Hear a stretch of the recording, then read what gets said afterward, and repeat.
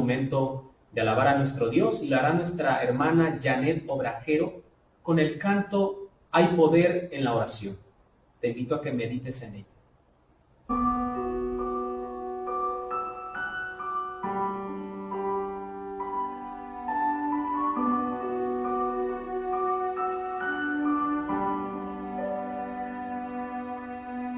Ora sin cesar, ora en todo tiempo. Hay poder en la oración. Lucha sin cesar y no dudes ni un momento que Jesús contigo está. Clama a Dios y dale gloria a Él. Tan solo tienes que creer. Ora que a tu lado Él siempre está. Ora que Él nunca te dejará. Ora y ya verás que con paciencia la tormenta pasará. Ora que los muros caerán, las enfermedades sanará. Ora porque los que a Cristo oran, sus cadenas romperán. Ora a Cristo y siempre hazlo con fe. Ora porque siempre Dios te ve. Dobla tus rodillas y proclama que en su nombre hay poder.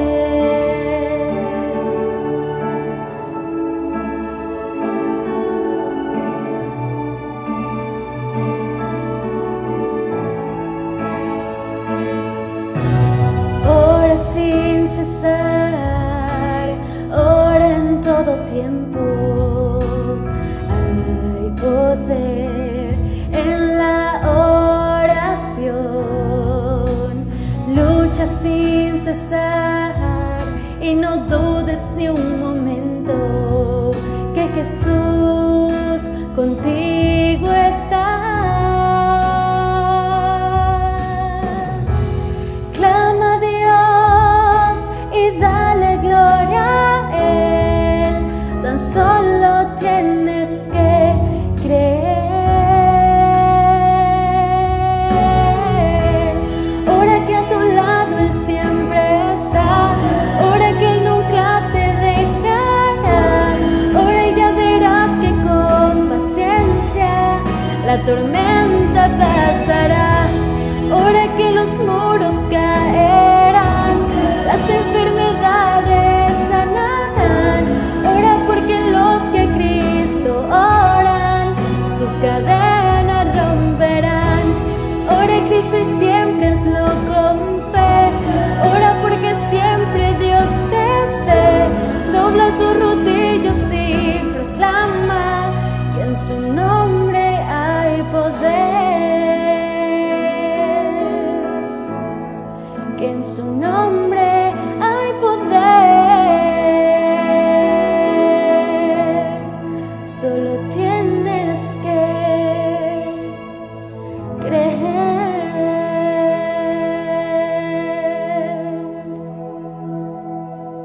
Amén. Bien amigos, nos encontramos en la parte medular de este programa y quiero invitarte sin más preámbulo que vayas a la palabra de Dios, al libro de Apocalipsis. En su capítulo 13 vamos a leer desde el versículo 11 en adelante, que a la letra dice lo siguiente. Después vi otra bestia que subía de la tierra y tenía 2 cuernos semejantes a los de un cordero, pero hablaba como un dragón.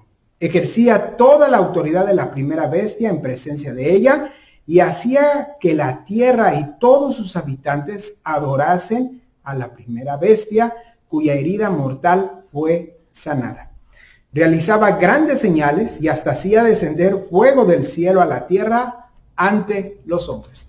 Esta noche, con el estudio que habremos de tener con el pastor Alejandro Medina, que lleva por título Estados Unidos en la profecía, sin lugar a dudas, habremos de esclarecer cuál es su perfil, cuál es la autoridad que el vecino del norte tendrá en este diagrama profético de la historia final de la tierra. Preparemos nuestros espíritus y estemos listos al siguiente mensaje. ¿Qué tal, amigos? Un placer saludarlos una vez más. Gracias por acompañarnos en esta hora para nuestro estudio bíblico acerca de las profecías del libro de Daniel y Apocalipsis. Hoy terminamos nuestra serie de 4 estudios bíblicos. No se terminan los estudios, sin embargo, para beneficio de todos, les recuerdo que los 27 estudios bíblicos de Daniel y Apocalipsis están en este libro que ustedes pueden conseguir aquí en México en las librerías de Gema Editores. Lo tenemos para ustedes.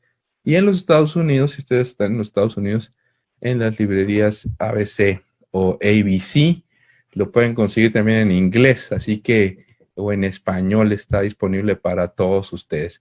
Pues, queridos hermanos, el día de hoy vamos a estudiar la palabra de Dios, y voy a compartir con ustedes en este momento mi pantalla para estudiar el tema los Estados Unidos en la profecía, Quizás esta es una de las grandes aportaciones del mundo adventista al mundo cristiano en cuestiones de profecía, porque prácticamente somos la única iglesia de estos tiempos en tocar este tema.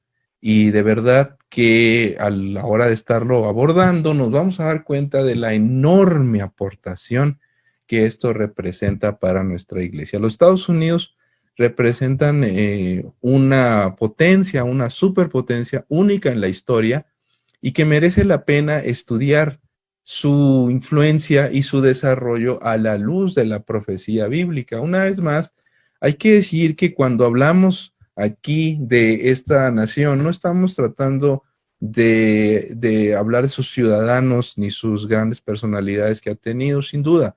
Estamos tratando de ubicar a un poder que menciona la palabra de Dios y que solamente estamos siguiendo la interpretación bíblica y no pretendemos ofender a ninguna persona a través de este estudio de la palabra de Dios. Ahora bien, vamos a abrir la Biblia. Acuérdense que la semana pasada hablamos acerca de la primera bestia de Apocalipsis 13, vamos a hablar de la segunda. La primera salía del mar y esta segunda dice Apocalipsis 13, 11 al 13. Después vi otra bestia que subía de la tierra. Subía de la tierra, dice la palabra de Dios. Tenía 2 cuernos semejantes, este es un detalle muy importante, que sube de la tierra. Tenía 2 cuernos semejantes a los de un cordero, pero hablaba como dragón. Ejercía toda la autoridad de la primera bestia en presencia de ella y hacía que la tierra y sus habitantes adorasen a la primera bestia, cuya herida mortal fue sanada. Realizaba grandes señales y hasta hacía descender fuego del cielo a la tierra ante los hombres. Hay que decir, queridos amigos, que todas las figuras que aparecen en Apocalipsis están tomadas del Antiguo Testamento, están haciendo un vínculo, un eco sobre elementos del Antiguo Testamento. Y aquí vemos a una bestia que sube de la tierra, la otra salió del mar, y esta sube de la tierra y tenía 2 cuernos semejantes a los de un cordero, pero hablaba como dragón. Los corderos se utilizaban en el santuario. Los corderos eran animales que se ofrecían al Señor. Pero dice la Biblia, esta bestia tiene cuernos semejantes a los de un cordero, pero es un verdadero dragón, un verdadero demonio. Y ejercía toda la autoridad de la primera bestia en presencia de ella. Y luego dice que impulsaba a los habitantes de la tierra a adorar a la primera bestia. Es decir, hay un vínculo muy importante entre la primera y la segunda bestia. Al final, la segunda bestia trata de que la gente adore a la primera y se aclara que la herida mortal fue sanada. Y entonces dice que la segunda bestia, la que sale del mar, hace grandes señales. Y aquí viene una declaración muy interesante, dice que hasta hacía descender fuego del cielo. Eso nos recuerda a la escena de Elías, el profeta Elías, en el Monte Carmelo, en la que en esa ocasión el Señor no permitió que los falsos profetas hicieran descender fuego del cielo. Pero resulta que en esta ocasión sí. En esta ocasión el engaño es mucho más fuerte porque en esta ocasión sí hace descender fuego del cielo de una manera engañosa para confundir aún más a los hijos de Dios. En la ocasión de Elías, la gente quería saber quién era Dios. Y Elías fue el único que logró hacer descender fuego del cielo a través de la oración. Pero en esta ocasión, cuando la gente se pregunta quién es Dios, la circunstancia es todavía más confusa, porque esta segunda bestia sí logrará engañar a mucha gente. Vamos a la primera pregunta de nuestro estudio bíblico. Dice, ¿de dónde surge la bestia de Apocalipsis 13? O sea, la segunda bestia en Apocalipsis 13, 11. La primera parte dice, después vi otra bestia que subía de la tierra. Tenía 2 cuernos semejantes a los de un cordero, pero hablaba como dragón. ¿De dónde surge? Pues de la tierra. Aquí hay un detalle muy interesante, porque recuerden ustedes que la primera bestia que corresponde a Roma papal apareció en Europa, donde había mucha gente. Recuerden que las aguas representan a mucha gente, de acuerdo con Apocalipsis 17:8. En cambio, si la Biblia dice que la segunda surge de la tierra, sube de la tierra, quiere decir que aparecería en una zona donde no había sido habitada, todavía no había sido habitada por los pueblos que constituyeron el mundo antiguo, es decir, un continente desconocido. Una sube de la tierra donde hay mucha gente, perdón, de las aguas donde hay mucha gente. Acá tenemos a la primera bestia que surge de un territorio o de una zona del mundo donde había mucha gente, donde había mucha gente. Entonces, la primera bestia surge de esta parte de aquí. No me fue la letra, pero bueno. Y la segunda va a surgir en esta parte, pues había mucho más población. Pero la segunda va a surgir en una zona, pues donde casi no había gente. O sea, de este lado del mundo. Dice la palabra de Dios que acá va a surgir la segunda bestia. La segunda que sale sale del mar y la otra surge de la tierra. ¿Por qué sale del mar? Porque aquí hay gente. Y de este lado, pues no hay. Hay un vínculo muy interesante entre ambas, como estuvimos estudiando la semana pasada. Ahora bien, aparece, además dicha bestia surgiría en un tiempo cuando la primera habría de recibir su herida de muerte, a saber, cerca del año 1798, cuando en el mes de febrero, el ejército francés al mando de Louis Alexandre Berthier instituyó la República Romana y apresó al Papa sacándolo de Roma. Recuerden ustedes que la Biblia dice que cuando esta bestia estuviera descendiendo por ahí de 1798, entonces la segunda iba a estar surgiendo. En el momento de la decadencia de la primera, sería el momento de la ascendencia de la segunda. Así que así sucedió, efectivamente. Cuando llegaron los primeros colonos a los Estados Unidos de Virginia, los colonos de Virginia fueron personajes sin fortuna. A Estados Unidos llegaron 2 grandes sectores que hasta el día de hoy es lo que conforma a esa nación. Los primeros colonos fueron personajes sin fortuna, aventureros, ingleses, siervos contratados, unidos por el deseo común de ser mejores tanto en el trato social como económicamente en el mundo. Pero lo interesante es que los destacados, los sobresalientes de este grupo, dice la historia que eran hombres moldeados en la tradición empírica inglesa. una mentalidad justa y libre, los cuales buscaban aplicar la ley de manera equitativa, gobernar con sensibilidad e interés común y legislar de acuerdo a los requerimientos generales de la Commonwealth, como llaman los ingleses a sus territorios o a sus colonias. Sin embargo, estas personas, tanto sus descendientes, tanto ellos como sus descendientes, serían uno de los sectores, uno de los componentes de la tradición norteamericana, tanto público como privado. Eran un sector de la sociedad, personas creativas, útiles, moderadas y pues en general muy creativas. Pero entonces llegaría el otro sector que va a conformar la nación de los Estados Unidos en el Mayflower, el barco que va a llegar el 11 de diciembre de 1620 al puerto de New Plymouth. Este barco traía básicamente a peregrinos que venían huyendo de las persecuciones en Europa, de la intolerancia religiosa, y venían prácticamente el barco venía con iglesias completas, con todo y el pastor, congregaciones enteras que estaban básicamente buscando libertad religiosa. Recuerden, el primer grupo venía tratando de buscar prosperidad económica, justicia, y el otro venía buscando libertad religiosa.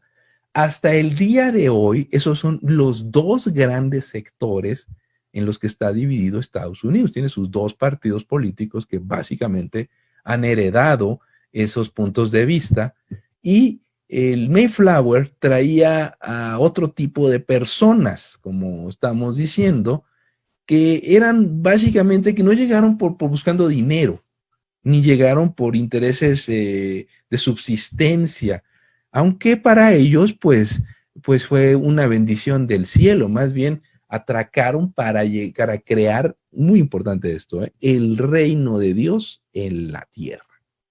Este grupo que llegó en el Mayflower pensó que habían llegado para formar el reino de Dios en la tierra, y habrían de darle a los Estados Unidos ese matiz religioso que tiene metido en la sangre en su herencia. Ellos, dice Paul Johnson, un gran historiador de Historia Universal, dice que ellos eran los idealistas, los entusiastas, los utopistas, los santos. Y se dice que de los mejores de ellos, más bien los más extremistas, como bien dice Paulson, pues eran fanáticos, inflexibles, arrogantes de su justicia propia, y además eran inmensamente enérgicos, persistentes e intrépidos.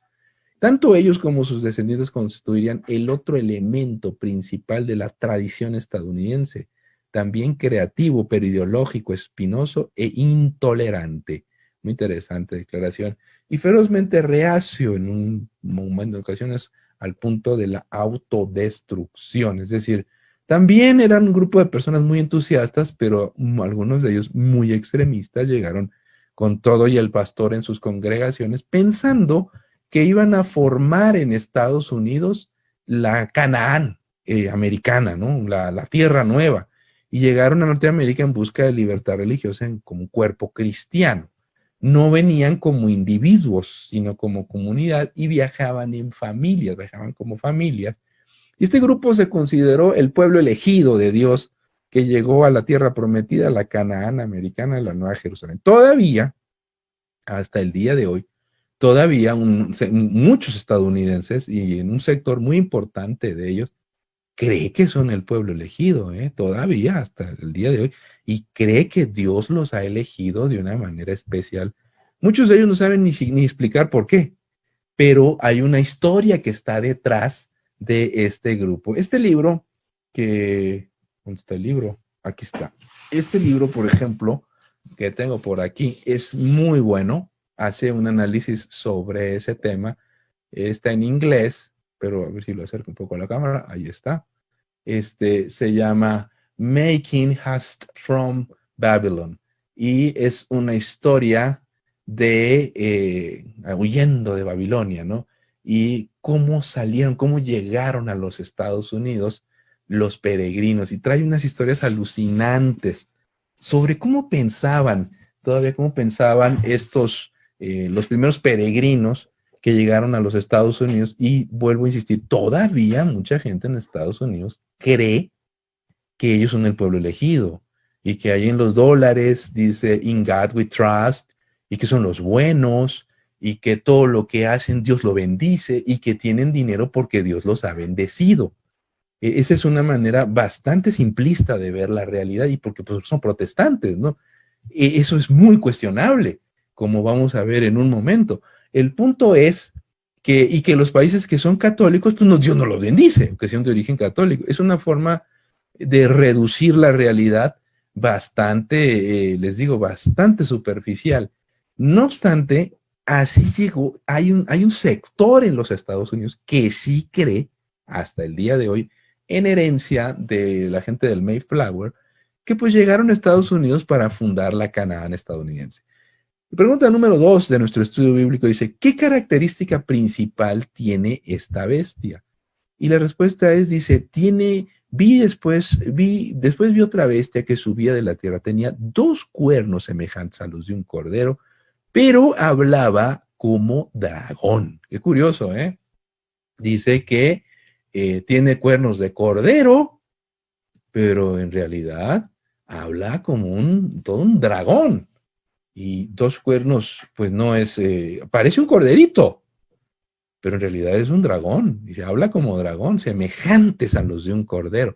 La bestia parece que tiene cuernos de cordero, que es inofensiva, pero cuando habla como demonio, dice la palabra de Dios.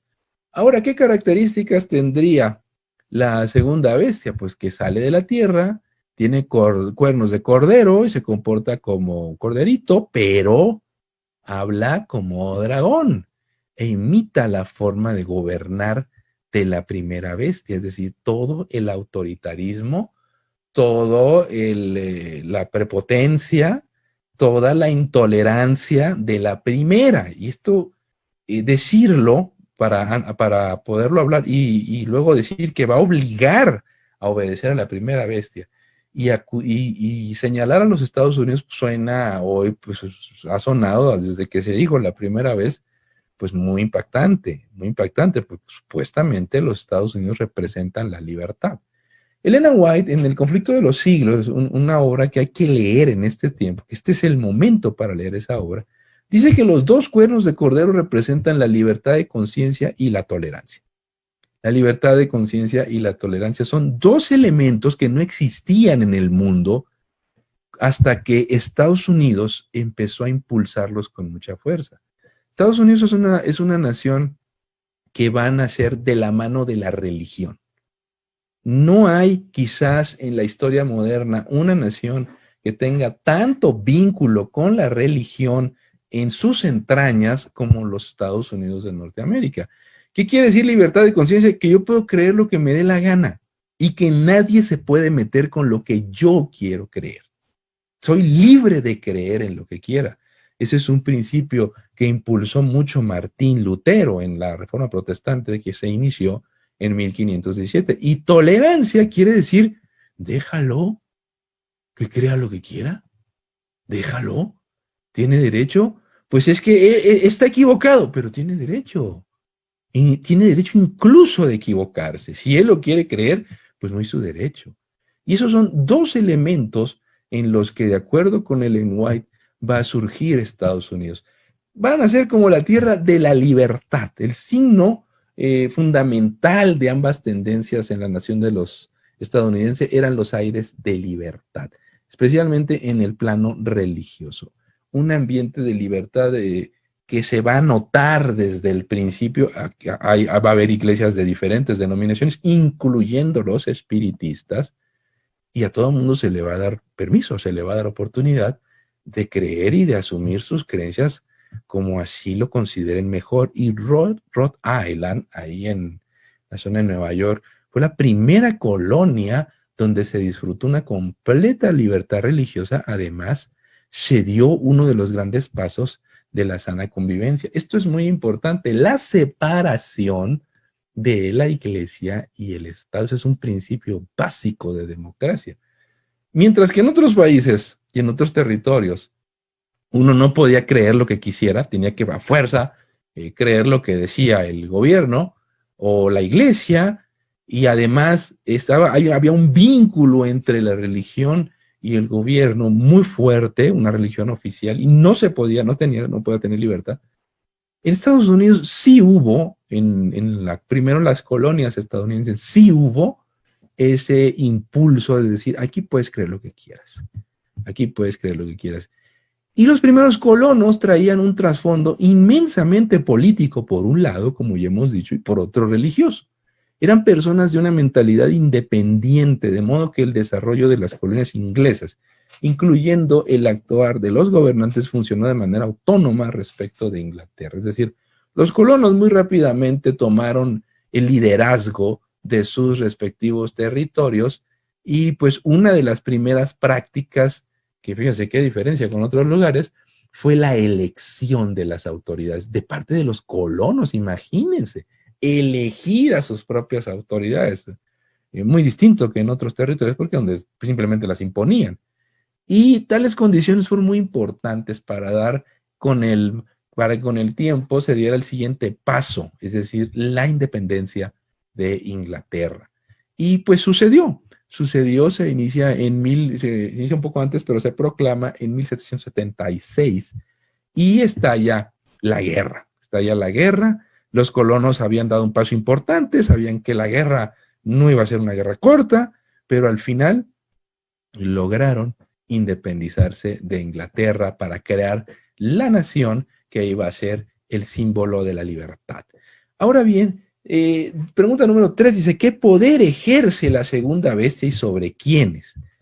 Dice la Biblia, Apocalipsis 13:12, ejerce toda la autoridad de la primera bestia en presencia de ella y hace que la tierra y sus habitantes adoren a la primera bestia cuya herida mortal fue sanada. Y pues la respuesta es que un poder semejante a la bestia, a la primera bestia en todo el mundo, es decir, si se iba a convertir en un poder semejante a la primera bestia, es que iba a llegar a ser una potencia mundial, como lo fue la primera bestia, una potencia internacional que iba a dominar el planeta de una manera muy seria y muy importante. El carácter revela que al principio se comportaría como un cordero, es decir, una figura utilizada en la profecía como un símbolo, no utilizada, perdón, en la profecía como un símbolo de entidad política, se utilizaba en el santuario. Este cordero emplearía la metodología del dragón. ¿Cuál es la metodología del dragón? Pues el engaño y la persecución. Además, utilizaría señales para entrampar a la gente, de modo que el mundo volvería su atención a la primera bestia en adoración. Interesante, ¿eh? El engaño y la persecución.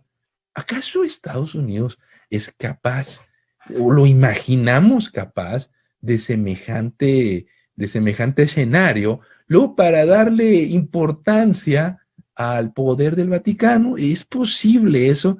La apariencia sería mansa, pero la acción violenta, intransigente y cruel, completamente cruel.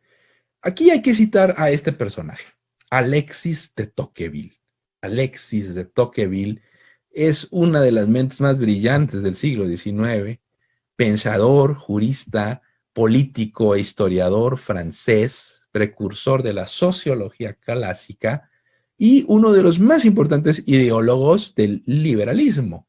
El liberalismo no vayan a pensar que en cuestiones religiosas, el liberalismo en política tiene que ver con las ideas más progresistas que defienden las libertades de los pueblos.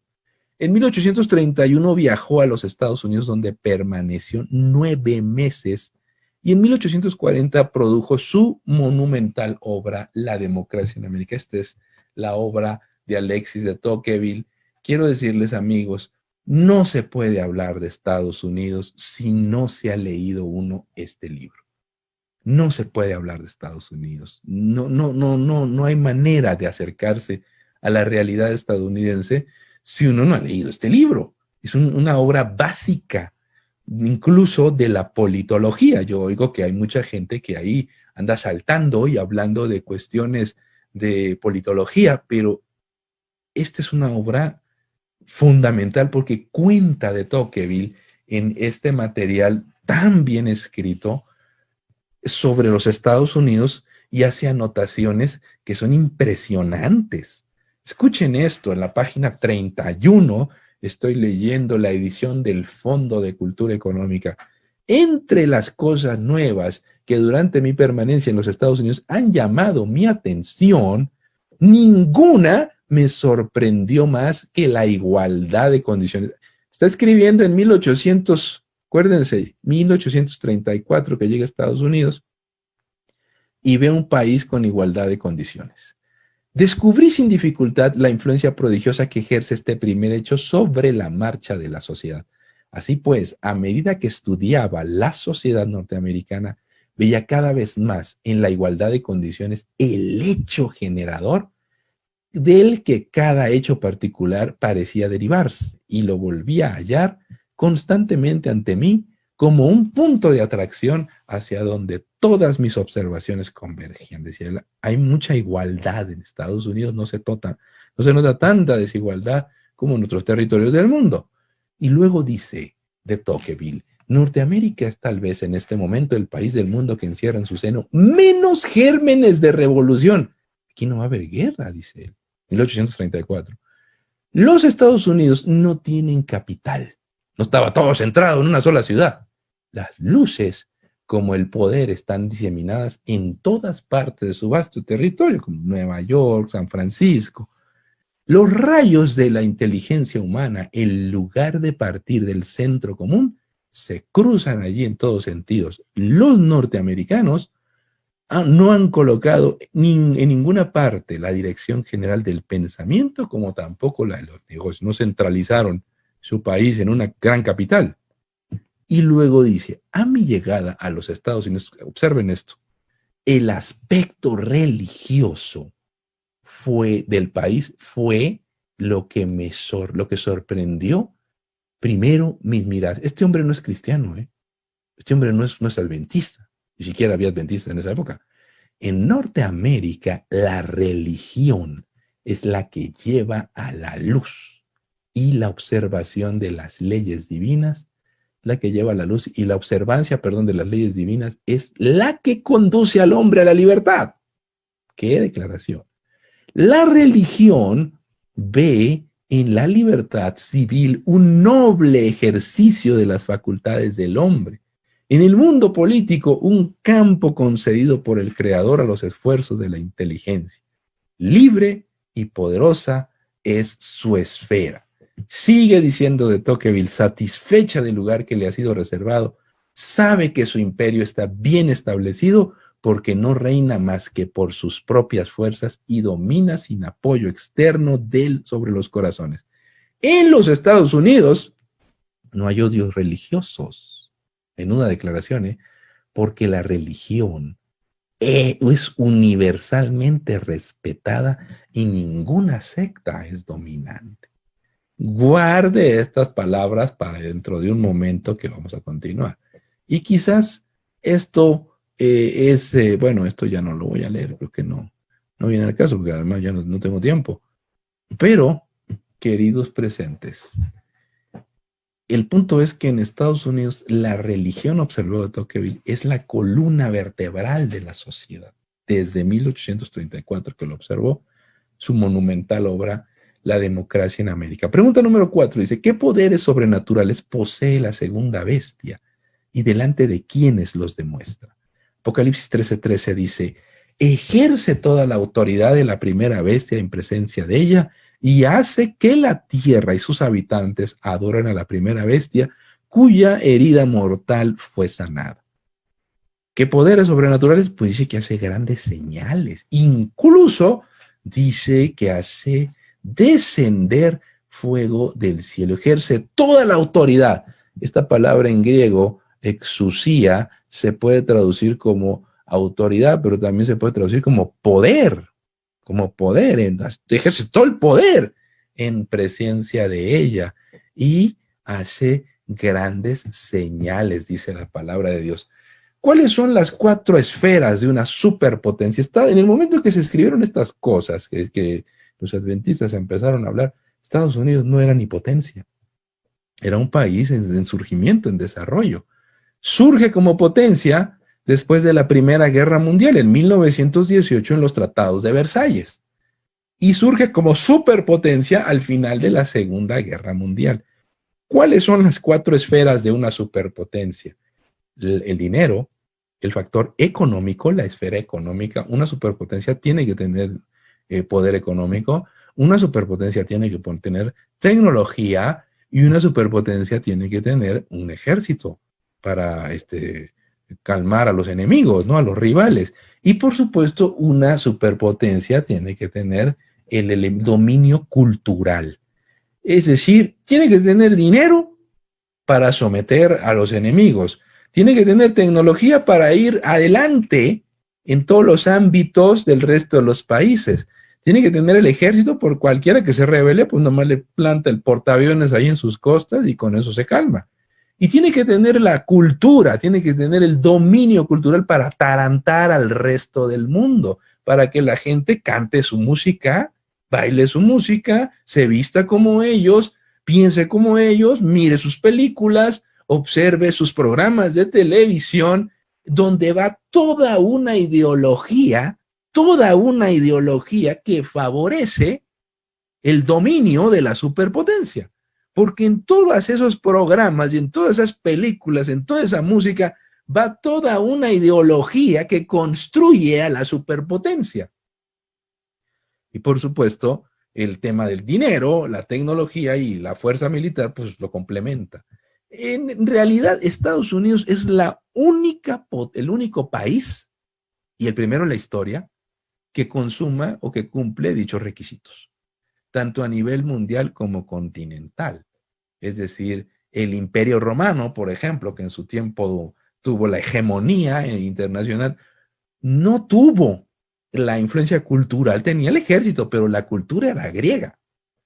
En el tiempo de los españoles, por ejemplo, el Imperio Español fue un imperio que duró muy poco, fue demasiado breve históricamente hablando, y no tuvo ese arraigo como han tenido los Estados Unidos. El Imperio Británico tampoco es el primero en la historia. El Imperio Francés pues tampoco han tenido sus momentos y han sido brillantes potencias, pero nadie en la historia ha cumplido los 4 elementos para ser una superpotencia. ¿Por qué los Estados Unidos llegaron a ser una superpotencia? Pues hay varias explicaciones, ¿no?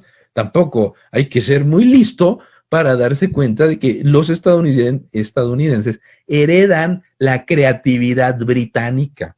El inglés es muy creativo, tiene una naturaleza que le gusta investigar, le gusta crear, le gusta hacer música, le gustan muchas cosas. Y el estadounidense va a heredar esos factores, la creatividad. Es una tierra tremendamente creativa y donde hay libertades para crear, pues, ¿para qué quieres, no? En otros lugares, en los países subdesarrollados, a la gente que piensa la creativa lo ven como enemigo. O te dicen que estás loco. O si estudias mucho, te fastidian y te ven, se mosquean. En esta tierra la creatividad es apoyada. Pero también tenemos los fallos del resto del mundo. Pues el fracaso del comunismo. Todavía hay algunos que siguen defendiendo el comunismo, cuando desde 1989 se vino abajo. El naufragio de África. África es una tierra que difícilmente se va a levantar desde hace 200 años, saqueada y lastimada por los países desarrollados, de paso, pero que básicamente no ha despuntado. Tenemos Europa, es una tierra dividida, tiene territorios de países desarrollados, pero es como los pies de la estatua, una división y un odio y unos odios que son muy marcados y que a pesar de que están en una Unión Europea, pues nomás miren a los ingleses, ya se salieron, al rato se va a mosquear otro. Europa es un espacio donde los pueblos están divididos. Y América Latina, pues nosotros ya pasaron 200 años y todavía no podemos construir democracias decentes ni en América Latina, ni en Asia. Todavía nos seguimos peleando con los fraudes electorales y puntadas de esas que revelan nuestro tercermundismo en el plano internacional, y pues no salimos de ahí todavía. En este contexto es obvio que un país como los Estados Unidos, con las condiciones que tiene, haya despuntado sobre el resto. Dicen algunos autores que un imperio, no le gusta a algunos personajes, sobre todo algunos de los más radicales en Estados Unidos, que los comparen con un imperio, pero pues en realidad un imperio necesita tierra, necesita comercio, necesita filosofía y necesita la guerra. Un imperio necesita tierra, por eso la van a conquistar y la han conquistado históricamente por la buena o por la mala. Me quedo con la tierra por la buena, me quedo por la mala. Varias son partes de la historia de Estados Unidos, están marcadas por quitarle la tierra al vecino y plantarse en un lugar donde más les conviene. Hay muchos ejemplos como el caso de México, el caso de España, Cuba, Filipinas. Hay ejemplos muy marcados y muy evidentes. El tema del comercio. El imperio necesita comercio, necesita exportar, necesita imponer condiciones para colonizar ahora económicamente al resto del mundo, pero también necesita filosofía, necesita cultura para atarantar a los rivales, para que los rivales canten su música, para que los rivales desarrollen su punto de vista a partir de las películas que miran, a partir de los programas de televisión, o a partir de los jueguitos ahí con una pelotita, como juegan, para establecer una perspectiva de vida, un punto de vista. Y por supuesto, el imperio necesita la guerra. Una superpotencia necesita enemigos. Siempre va a estar en guerra. Y queridos amigos, el imperio como modo de vida conduce a guerra y más guerra. Guerra y más guerra. No, aquí no hay opción. En realidad, una potencia, como he dicho, necesita enemigos. Los grandes conflictos le convienen a los gobiernos, a las potencias, porque los grandes conflictos contra grandes intimidaciones robustecen la soberanía y los recursos del régimen. La guerra es un gran negocio, ¿eh? Además, reduce las divisiones internas para luchar contra un enemigo común. Hay que decir, mira, ese es nuestro enemigo, contra ese hay que ir. Vamos, nosotros somos los buenos, ellos son los malos. Y a lo largo del siglo XX, si ustedes leen este libro, yo les recomiendo este libro, es de Oliver Stone, el cineasta, que lo hizo en coedición con Peter Kuznick. Se llama La historia silenciada de Estados Unidos. Les recomiendo esta obra. Le va a cambiar el punto de vista que hay sobre Estados Unidos. Está en español. Si no lo quieren leer, que yo se lo recomiendo, nunca se compara. Hay YouTube, hay una serie que se llama, está basada en el libro, y ahí es la parte, son 10 videos de Oliver Stone, creo que se llama La historia no contada de Estados Unidos. Véala. Y ya va a ver cómo se construye una superpotencia. Y Oliver Stone, pues no es cualquier cosa, no es ningún tonto que se mete ahí a hacer videitos por YouTube, y está sustentada de una manera muy interesante para que vean cómo crece la industria de la guerra en Estados Unidos durante el siglo XX y cómo se enriquece el país. Es decir, no es tan simple para decir, es que Dios nos ha bendecido, es que Dios está con nosotros. Queridos amigos, ¿cuáles son las consecuencias de que esta demostración de poder conlleva para los seres humanos? Apocalipsis 13:14 dice, engaña a los habitantes de la tierra con señales que se le ha permitido hacer en presencia de la bestia, diciendo a los habitantes de la tierra que le hagan una imagen a la bestia que fue herida de espada y revivió. ¿Qué pasa? Que el mundo es cautivado por sus mentiras. El mundo es cautivado, dice la palabra de Dios, que engaña, que fascina al resto del mundo con sus mentiras. Estados Unidos ha fascinado al mundo y tiene fascinado al mundo con su estilo de vida, con su música, con sus películas, con todo lo que sale. Sin decir que todo sea malo, es importante observar la siguiente predicción. Miren, esta declaración se escribió hace más de 100 años. A mí me parece, de las cosas que dijo Ellen White, de las cosas más alucinantes, más impactantes, que merece la pena que uno le dedique un estudio histórico muy serio, es esta. Una nación, y solo una, responde a los datos y rasgos característicos de esta profecía. No hay duda que se trata de los Estados Unidos de Norteamérica. Una declaración hecha en el conflicto de los siglos hace más de 100 años, cuando Estados Unidos no era potencia, todavía no terminaba la Primera Guerra Mundial. La Primera Guerra Mundial se inició en 1914, terminó en el 18. Estados Unidos entró en la guerra en 1917. Sin ser una potencia, al final de la guerra se eleva al nivel de potencia. Pero todavía no es una superpotencia. Era un país incipiente. Era nuevecito, tenía mucha fuerza, tenía mucha industria. Y Ellen White declara eso de Estados Unidos. La gente le dijo, oiga, hermana, no está usted equivocada. ¿No será que debe reconsiderar? Es decir, hacer esa declaración a principios del siglo XX era demasiado arriesgado. ¿Cómo va a decir eso Estados Unidos? En este momento, la potencia era Inglaterra. La otra potencia era Francia. Y decir eso era muy fuerte. Y luego dice Ellen White, el hablar de la nación son los actos de sus autoridades legislativas,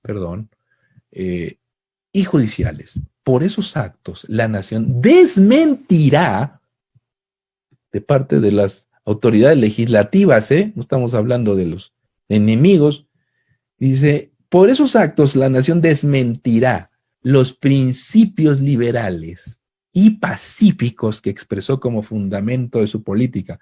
La predicción de que hablará como dragón y ejercerá toda la autoridad de la primera bestia anuncia claramente el desarrollo del espíritu de intolerancia.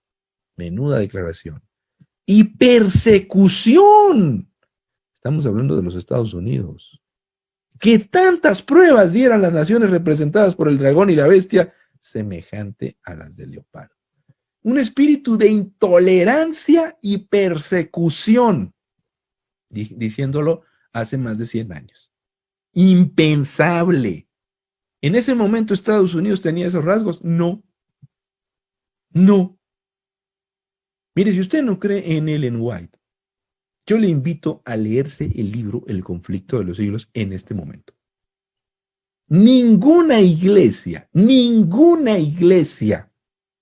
cristiana de esta época menciona a los Estados Unidos en la profecía. Ninguna iglesia. Y esta declaración me parece a mí digna de un estudio muy serio, porque Estados Unidos se convertiría después de la Segunda Guerra Mundial en la nueva Roma. No quiere decir que sea un poder mágico invencible. Quiere decir que tiene autoridad sobre el mundo entero, donde el presidente que es elegido tiene que ir a doblar las manitas a la Casa Blanca y a someterse con el poder hegemónico de este planeta, salvo excepciones. Salvo excepciones. Ya no es necesario ir a amenazarlo con un portaaviones ahí en las costas, simple y sencillamente. El dominio económico, el dominio cultural, el dominio militar, está ahí. No quiere decir, su palabra es ley en muchos sitios del mundo, por supuesto. Cultural, militar, económicamente, su palabra es ley. Estados Unidos ejerce hoy el poder sobre el mundo de manera equivalente al que ejerció Roma papal, imperial y papal en el pasado. El dominio es económico, militar, tecnológico y cultural. Nosotros tenemos Internet, pero detrás de Internet, ¿usted cree que no hay nadie? ¿Usted cree que no hay nadie? Detrás de los celulares, detrás de la tecnología, ¿alguien, o acaso cree que se manejan solos? Todo eso ha hecho el mundo más fácil de gobernar. Ha hecho el mundo más fácil de dominar. La tecnología es unidad. La tecnología es poder. Y la tecnología, hacia dónde vamos, es punto de vista. Estados Unidos va 50 años adelante tecnológicamente del resto del mundo. Esto que tenemos ahora, esto de Zoom y Messenger, ellos lo tenían hace 50 años. Hace 50 años lo tenían. Ya se comunicaban de esa manera a nivel militar. Lo soltaron durante la década de los 90. El Internet lo soltaron, pero ya lo tenían. Ya se comunicaban de esa manera. Nosotros hoy nos andamos apantallando por estas cositas y estas chorraditas. Que esa tecnología ya se manejaba desde las épocas desde la década de los 60 y 70. Ya se podía mirar en pantallitas como las que tenemos hoy. Ahora bien, hay una combinación poderosa muy delicada.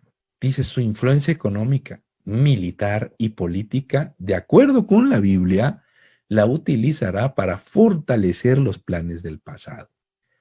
Juntos, el Vaticano y los Estados Unidos conformarán una alianza que parecerá invencible. ¿Y quién se pone enfrente?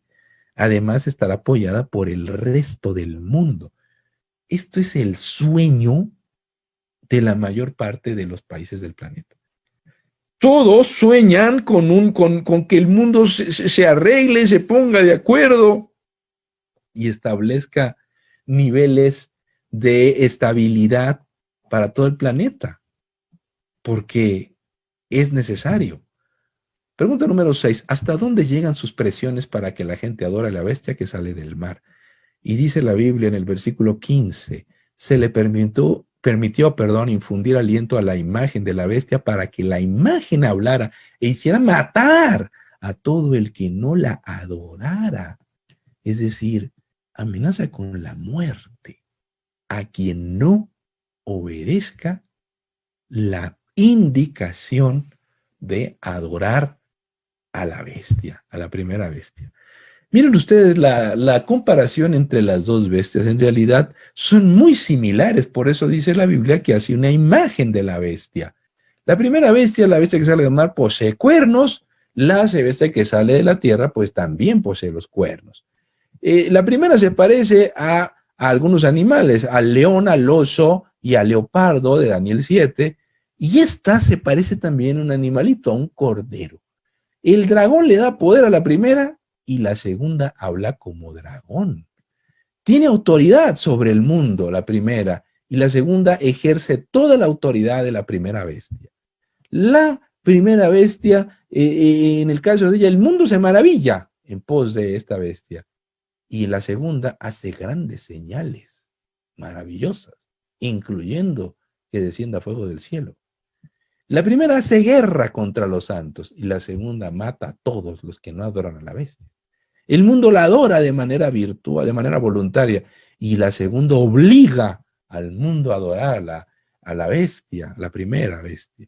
Y establece restricciones, aquí viene lo interesante, establece restricciones económicas para quienes no tengan la marca de la bestia. Aquí debe ser no tengan la marca de la bestia, que es comprar o vender, como dice la palabra de Dios, restricciones económicas. Una imagen es algo semejante en la realidad, aunque no es la realidad misma. Esta es la primera bestia.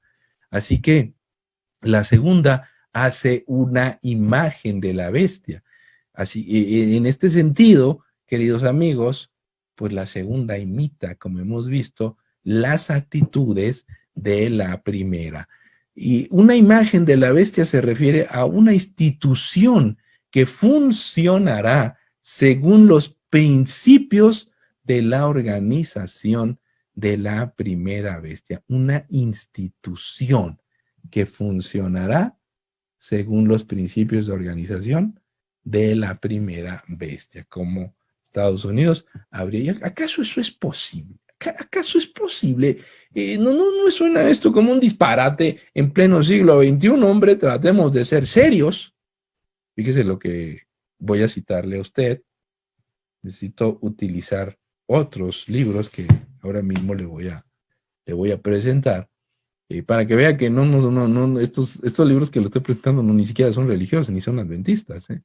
Entre los postulados de la primera bestia estaba el uso del poder secular para sostener instituciones religiosas. La segunda bestia, imitando a la primera, repudiará sus principios de libertad, los principios que vieron nacer a la nación, la tolerancia, la libertad religiosa, pues van a ser repudiados. Samuel P. Huntington, nació en 1927, murió en el 2008. Él fue politólogo y profesor de ciencias políticas en el Eton College y director del Instituto John Olin de Estudios Estratégicos de la Universidad de Harvard. Esto no tiene nada que ver con un hombre religioso, no, nada que ver. Él escribió este libro, aquí lo tengo. ¿Se lo quiere conseguir? Se lo recomiendo. ¿Quiénes somos? Se llama ¿Quiénes somos? Escribió otro que fue muy famoso, se llama El choque de las civilizaciones, pero también escribió este libro, ¿Quiénes somos? Escuche lo que dice. Los desafíos, dice, a la identidad nacional estadounidense. Los desafíos. Escuche lo que dice Huntington en su libro. La religiosidad. Acuérdese de Tocqueville, que citamos aquí en 1834, en 1840. La religiosidad diferencia a Estados Unidos de la mayoría de las demás sociedades occidentales, lo mismo que decía de Tocqueville en el siglo XIX. Los estadounidenses son además cristianos en su gran mayoría, lo cual los distingue de la mayor parte de los pueblos no occidentales. Su religiosidad les lleva a ver el mundo desde la óptica de lo moralmente bueno o malo en mucha mayor medida que otros pueblos. Fíjense nada más, la religiosidad los hace ver las cosas, marca su perspectiva. Los dirigentes de otras sociedades suelen considerar esa religiosidad no solo extraordinaria, sino exasperante, ¿no? Dado el profundo moralismo que infunde en la consideración de las cuestiones políticas, económicas y sociales. Es decir, van a la guerra y dicen, es que Dios nos manda a la guerra. Van para acá, es que Dios, Estados Unidos, es un país que bajo la mano de Dios, in God we trust, dicen, confiamos en Dios, los dólares dicen ahí, ¿no? La gran mayoría de los estadounidenses se sienten comprometidos tanto con Dios como con su país. ¿Qué les parece? Interesantísima declaración. Este hombre, vuelvo a insistir que nada que ver con la iglesia adventista, conceptos que para ellos son inseparables. Dios, la religión, la cultura estadounidense. Un análisis de un ex profesor de Harvard. Escuche esto con mucha atención. Este párrafo no está hecho por un autor adventista, se lo acabo de mencionar. En un mundo en que la religión conforma las lealtades, las alianzas y los antagonismos de las personas en todos los continentes, no sería de extrañar que los estadounidenses recurrieran de nuevo a la religión en busca de su identidad y de su propósito nacionales. ¿Dónde van a buscar, dice este profesor de Harvard, identidad y propósito? En la religión. Estamos hablando del siglo XXI. Estamos hablando de un especialista en politología. Y Elena White, hace más de 100 años, dijo que ellos volverían a ser un pueblo religioso pero intolerante y asumirían el poder y el autoritarismo de la primera vez. Escuche Elena White, hace más de 100 años, El conflicto de los siglos, página 530. Establezcase en los Estados Unidos el principio de que la Iglesia puede emplear o dirigir el poder del Estado, que las leyes civiles pueden hacer obligatorias las observancias religiosas. En una palabra, que la autoridad de la Iglesia con la del Estado debe dominar las conciencias, y el triunfo de Roma quedará asegurado en la gran República de la América del Norte. Establezcase relaciones entre la Iglesia y el Estado. Cada vez que la Iglesia se mete con el gobierno, sale perdiendo la libertad. Sale perdiendo la libertad. Aunque nosotros digamos que no, pues que son buenas personas, miren que van a servir. No, históricamente no es así. Y dice Ellen White que sí se establece en Estados Unidos que la Iglesia se meta, que el poder del Vaticano se meta a gobernar. Ahí se acabó la historia, ahí se acabó el cuento, ahí se acabó la historia, ¿eh? Y escuche esto: cuando las iglesias principales de los Estados Unidos, uniéndose en puntos comunes de doctrina, no vaya a pensar usted que se van a unir todos y se van a encerrar en un salón un día, como piensan algunos. Ella dice puntos comunes de doctrina. Y esos puntos comunes de doctrina básicamente son dos. Dice más adelante Ellen White, y uno es el domingo como día de reposo, perdón la letra, y el segundo es la inmortalidad del alma. La inmortalidad del alma. Puntos comunes de doctrina, no necesitamos estar de acuerdo en todo. Básicamente en dos puntitos. Influyan sobre el Estado para que imponga los decretos y las instituciones de ellas. Entonces la América protestante habrá formado una imagen de la jerarquía romana, y la inflicción de penas civiles contra los disidentes vendrá por sí sola. Es decir, mis queridos amigos, Estados Unidos hoy huele a intolerancia. Cada vez suenan más las voces del racismo, de la intolerancia, que está dividiendo al país. Pero hoy, uno de los sectores más intolerantes del planeta está en Estados Unidos. Se siente en las calles. No ha podido superar el racismo. Y eso es muy peligroso. Mire, todos nosotros, los seres humanos, como consecuencia del pecado, traemos el racismo en el corazón. Traemos el pecado. Importante no alimentarlo, no alimentarlo. Los países civilizados luchan por combatir el racismo, combatir la segregación. Pero cuando el racismo se alimenta desde las autoridades, cuando el racismo se alimenta la división, se alimenta la segregación, se dice que unos son mejores que otros por el color de su piel, o son mejores que otros por su etnia, por el origen, por la apariencia, estamos construyendo una futura lucha social que no sabemos las dimensiones que va a tener. Pregunta número 7. ¿Qué medidas económicas toma contra quienes se niegan a aceptar sus mandatos religiosos? Y hacía que a todos, pequeños y grandes, ricos y pobres, libres y esclavos, se les pusiera una marca en la mano derecha o en la frente, y que ninguno pudiera comprar ni vender, sino el que tuviera la marca o el nombre de la bestia o el número de su nombre. Pues, ¿qué medidas? Medidas económicas. Una potencia tiene la sartén por el mango, ¿eh? Acuérdense que tiene el poder económico, militar, tecnológico y cultural. Así que la tiene de gane. No comprar ni vender a quienes no tengan la marca de la bestia. Pues un simple bloqueo, como ya ha pasado en otros tiempos, medidas draconianas en contra de algunas regiones del mundo, y el asunto está arreglado. La Biblia está hablando de que vamos hacia el regreso al totalitarismo.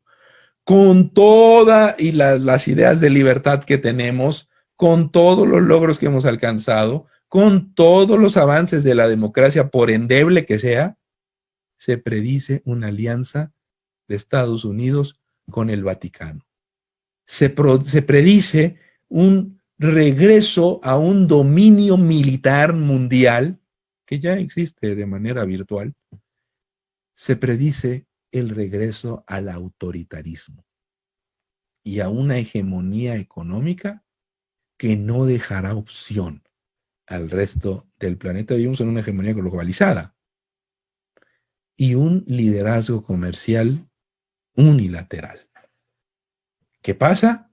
Que el Estado y la Iglesia se unirán para restablecer el orden en el mundo.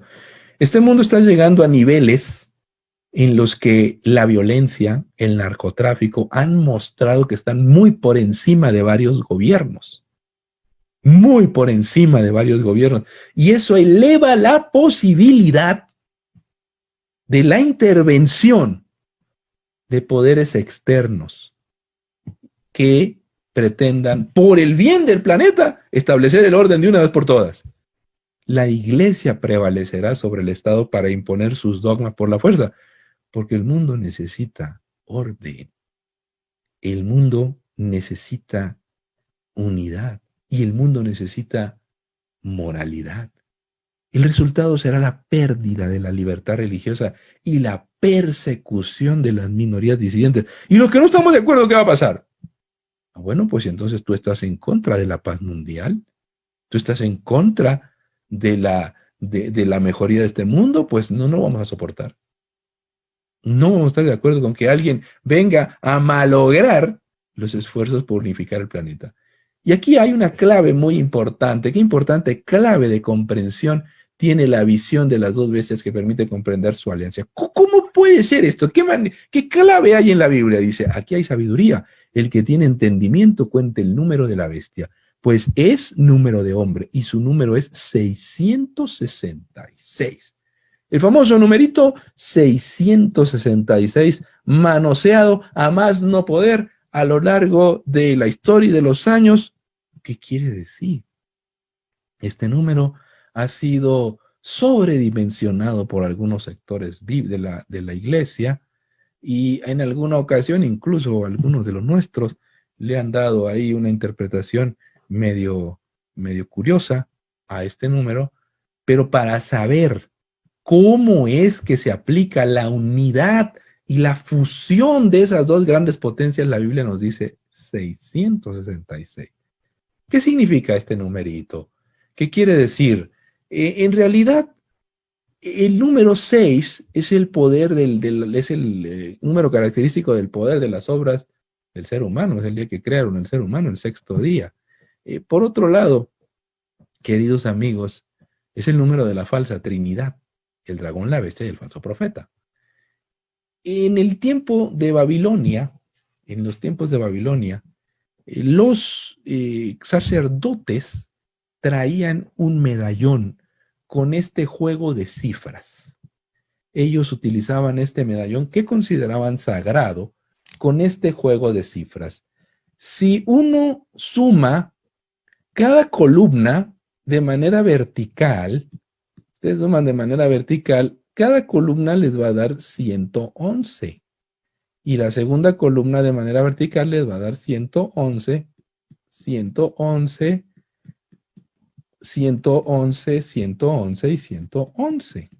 Y la sumatoria les da 666. ¿Cómo la sumen?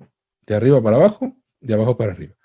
Si lo suman de manera horizontal, siempre les va a dar 111, 111, 111, 111, 111 y 111. Y la sumatoria les va a dar 666, siempre.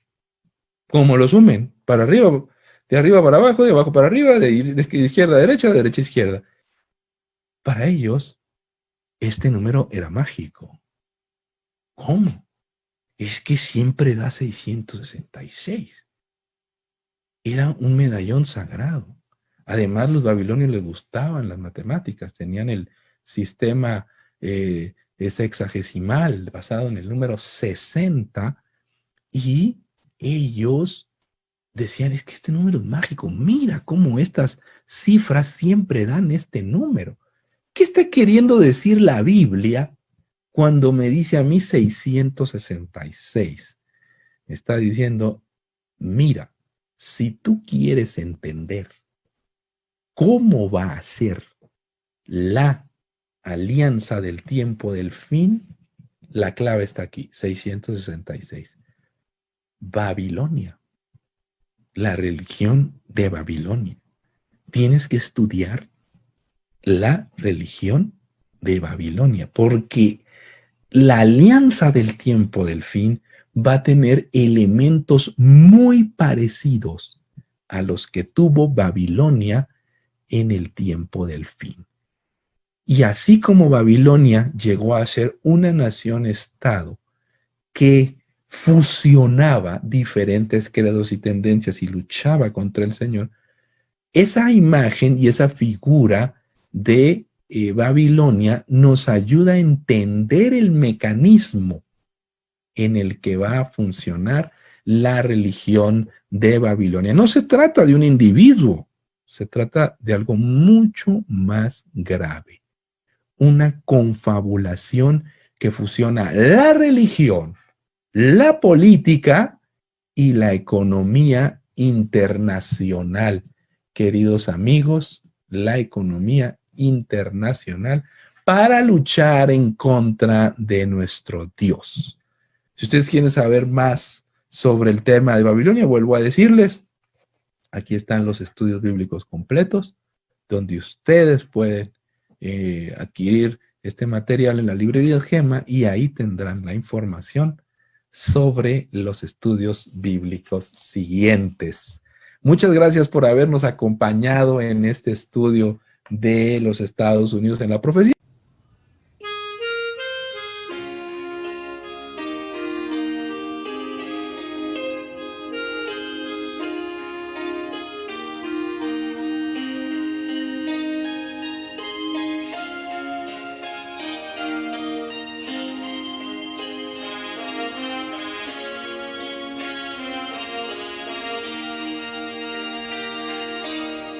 Haz una entrega total. El tiempo pronto terminará.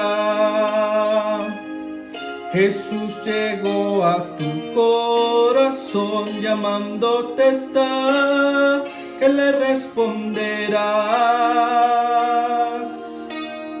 Si algunas lágrimas hay que van quitando cualquier temor, su Santo Espíritu está aquí, te abraza al decir cuánto te esperó. Hoy tu vida va a renovar, sonreirás, cantarás, comenzando aquí, por todo y siempre, el amor de Dios te acompañará. Él lo prometió, jamás olvidarte, contigo estará, no te dejará, Dios te amparará.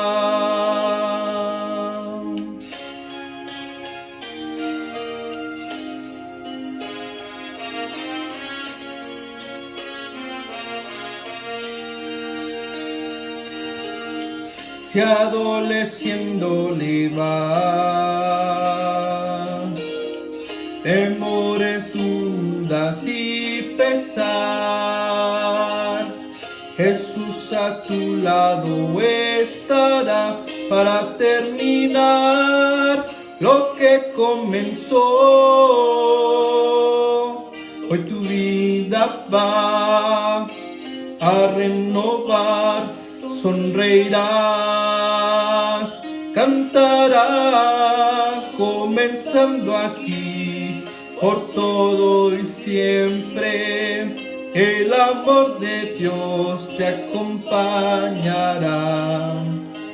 Él lo prometió, jamás olvidarte, contigo estará, no te dejará, Dios te amparará. Comenzando aquí, por todo y siempre, el amor de Dios te acompañará. Él lo prometió, jamás va a olvidarte, contigo estará, no te dejará, Dios te amparará, Dios te amparará.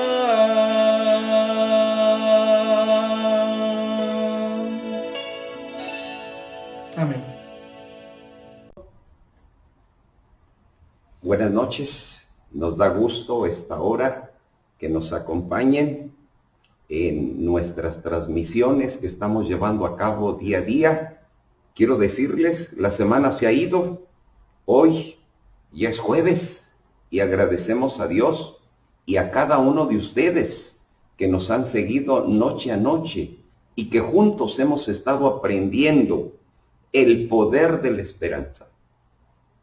Nosotros tenemos una esperanza y hay un poder para que nos dé gozo y alegría el futuro sin temor. El pastor Alejandro Medina, quien el tema que expuso, los Estados Unidos en la profecía. Podemos ver en la palabra de Dios cómo el Señor ha recorrido el velo para decirnos cómo se van a desarrollar los eventos finales antes de que Él venga. Y nos da esperanza, nos da perdón, nos da gracia, nos da poder. Y hoy hemos aprendido juntos que la palabra de Dios, venido el cumplimiento del tiempo, se cumple. Hoy, más que nunca, debemos tener nuestra seguridad en Cristo Jesús. Así es que queremos agradecer a cada uno de ustedes que nos ha seguido noche a noche. Quisiéramos invitarles con el código QR, le puedes escanear, llenar el formulario, compartir con tus amigos, darle clic al enlace. Puedes llamarnos a los siguientes números que aparecen en la pantalla. Te invitamos a que nos sigas cada día. Habrá sorpresas, habrá regalos. Estamos regalando y tenemos muchísimos libros. Entre ellos, si tú quieres aprender más, uno de los libros más bellos que tú debes de tener en tus manos es el libro El conflicto de los siglos, que es un libro extraordinario para poderlo leer y entender de una manera sencilla y clara lo que el Señor nos ha revelado en su palabra. Tenemos muchos. Llámanos, invita a tus amigos, sigue con nosotros, y cuando tú leas este libro, tú vas a quedar fascinado, porque este libro será una bendición en tu vida, como lo ha sido en la vida de nosotros. Así es que te invitamos a que nos sigas en las noches que faltan, y hay un desafío. Sigamos aprendiendo juntos con Jesús, porque Él tiene un regalo para nosotros. Acuérdate, el día sábado por la mañana iniciaremos a las 9. Habrá bautismos. Y si tú quieres poner tu vida en las manos del Señor y no tener temor hacia el futuro y ver cómo se va desarrollando la profecía, tú puedes encontrar seguridad desde ahora en las manos del Señor. Sigamos aprendiendo juntos. Gracias a Dios por revelarnos el futuro. Y mañana, nuevamente, si el Señor así lo permite, estaremos a las 7 en punto, con música, con varias sorpresas. Gracias por haber estado con nosotros esta noche. Hemos disfrutado juntos, hemos aprendido, y quisiera, antes de terminar, poner tu vida y mi vida en las manos del Señor. porque con el Señor nuestra vida es completa. Hoy agradecemos. Una manera para hablar con Dios es abrirle nuestro corazón y decirle, Señor, yo no entendía muchas cosas, pero aquí estoy ante tu presencia listo para recibir de tu gracia. Queremos orar y dejar esta noche que la gracia y la justicia del Señor Jesús obre en nuestro corazón. Estamos invitándote para que juntos podamos orar en esta hora. Gracias, oh Dios, por permitirnos estudiar tu palabra, porque hemos llegado hasta este día, porque has usado al pastor Medina, el poder de la esperanza. Hay poder en tu palabra, hay esperanza en el futuro, y los que nos están escuchando, queremos que reciban todos tu bendición, tu gracia y tu justicia. Que estemos listos para cuando tú decidas volver, nuestra vida en ti pueda encontrar un futuro glorioso de esperanza. Gracias por el mensaje de esta noche. Quédate con nosotros y danos tu bendición. Y mañana, si es tu voluntad, estaremos siguiendo esta transmisión y que tú estés con nosotros a través de tu Espíritu. Queremos agradecerte todo. En el nombre precioso de Jesús. Amén. Buenas noches, amigos que nos acompañaron a través de los diferentes medios. Queremos agradecerles. Mañana nos vemos nuevamente a las 7 de la noche. Que Dios les bendiga y que descansen y tengan una noche feliz. Es el deseo de nosotros para cada uno de ustedes.